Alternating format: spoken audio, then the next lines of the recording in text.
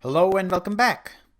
Microsoft Excel is very efficient when it comes to mathematical and financial calculations. There are hundreds of different mathematical functions inside Microsoft Excel that helps us perform financial calculations. We will go through some of them in this lecture. Now go to the resources section of this lecture and download the XLS file that I have uploaded. Open it up and you will see the following on screen. You can see that I have listed 3 different types of interest payments for a loan that has been borrowed, probably from a bank or another financial institution. You can also see that 3 of those cells have a small red triangle to the top right corner of the cell.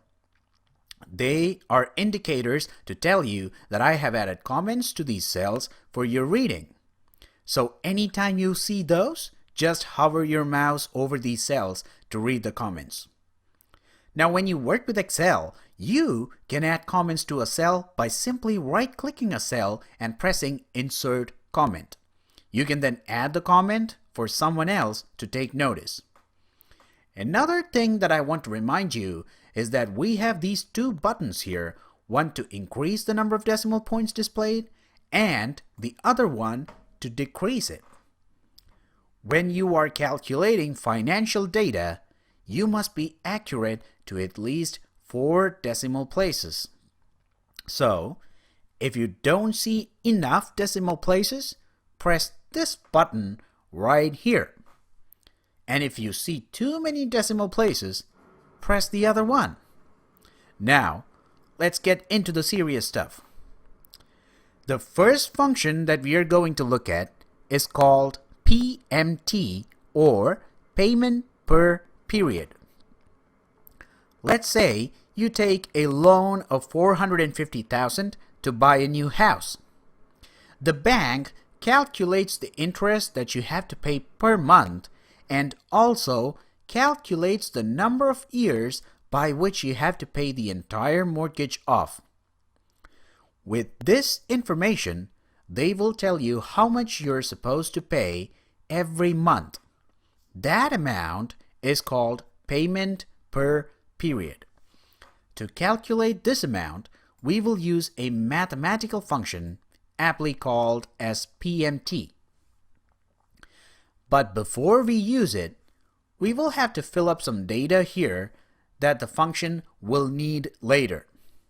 So, let's say that you will be paying an interest of about 5%.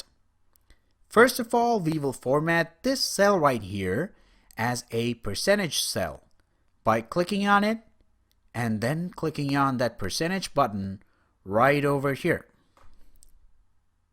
Okay, so now we have to fill in the number of interest payments per year.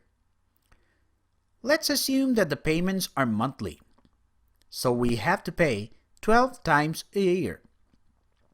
Therefore, just go over to this cell, click on it, type in 12, and press the Tab key or the Enter key. So the interest per month will be the quotient of this cell and this cell. For that, we will use the formula on this cell.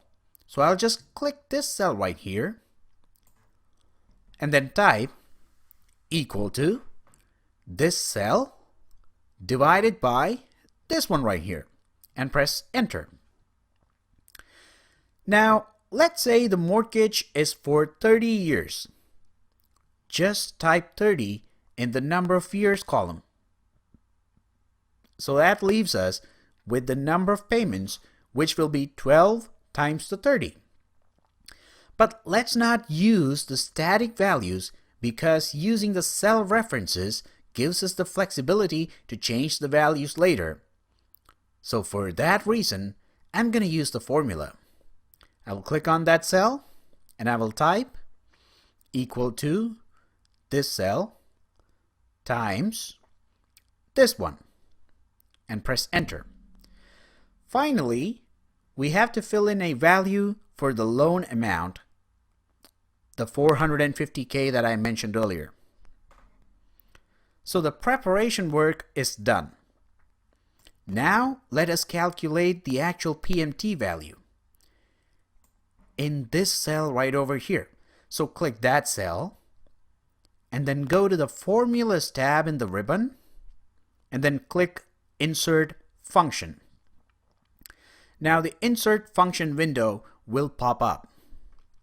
It asks you to type a description in this box. Just type PMT and press Go.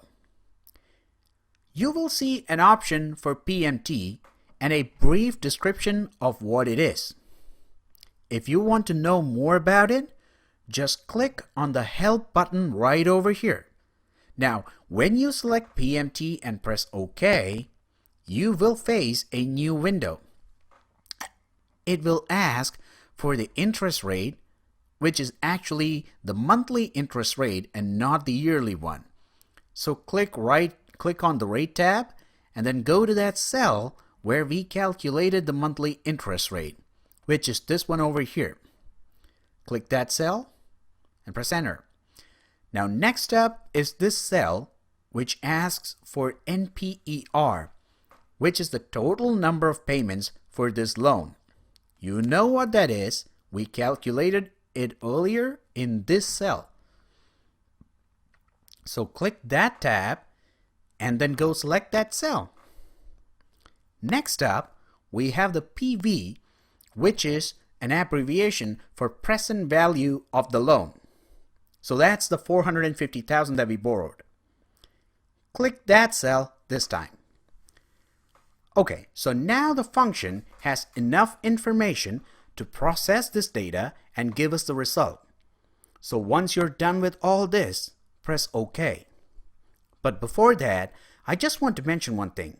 You don't actually have to do that entire prep work we did to use this function. You can just type in the monthly interest rate and the number of payments as static values right there in the PMT window. That's quicker if you know that you're going to calculate it only for one instance.